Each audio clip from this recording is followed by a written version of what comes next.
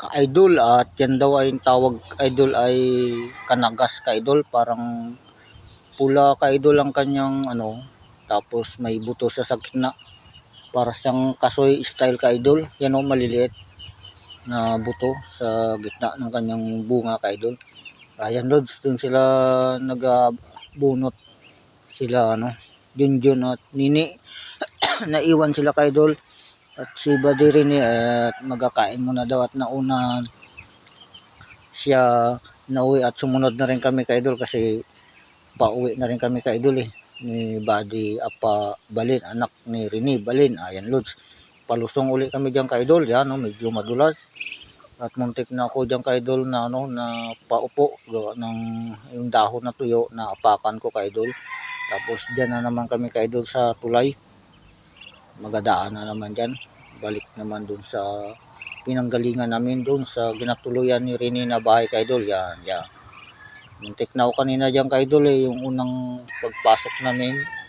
Ayan load, silpi-silpi diyan ka-idol, at medyo mataas na yan ka-idol, at pahirapan ng ano,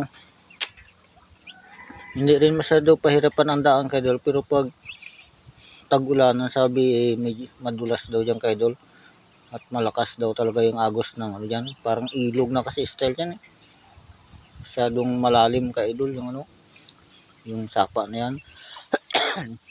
Ayan load, si Rene may dalang panggatong, inawis niya ka-idol yung panggatong kasi galaglag, tinalian niya ng ano, buri.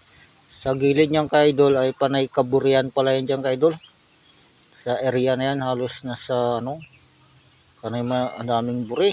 Ayan loads, yung dike na ginasabi ni ano ni Rene, yan loads, so yan ang nagasuporta dyan sa gapasan na yata o sa taboy-taboy ng mga talukan na patubig ka-idol. Ayan loads, so yung lapit pa ko dyan ka-idol, malalim ka-idol, mataas na pangpang na dike. Ayan, tapos inikot ko pa uli dyan, inikot, binalik ko ka-idol, dandahan. Yan, parang sinaunang dike, parang kanya pa ng hapon yata tong dike na to, tawag. Malalim yan load dyan sa likuran yan, yung dito sa ibaba medyo mababaw kasi nakasara yan ka-idol. Ayan loads, ito loads yung bahay ng may-ari ng ano, yan, yung kulay puti pintura. Yan ang bahay doon ng may-ari ng amo ng tatay ni Junjun Magbangwa. Ayan ka-idol, oh. Gandang bahay sana, may pintura puti, kaya lang loads wala na siyang ano, wala na siyang bubong. Ayan ka-idol, at dito na ako dire-diretso na diyan ka-idol sa bahay na ginatuluyan ni Buddy Rini. Medyo nagalakas na gayna loads yung aking busis ka-idol. Yan na si Rini, oh. Una sana nagdating, sunod lang ako diyan ka-idol Yan loads ang aming service. Yan, yan ang sinakyan kanina. Tapos itong isa, yung Euro na motor ni Buddy Apa, yan ang